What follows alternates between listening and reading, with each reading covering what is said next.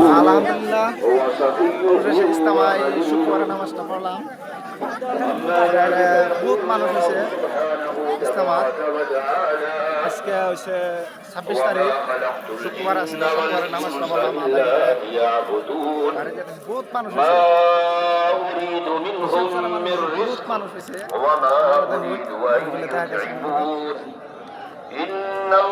খালি মানুষ লাখ লাখ মানুষ হয়েছে,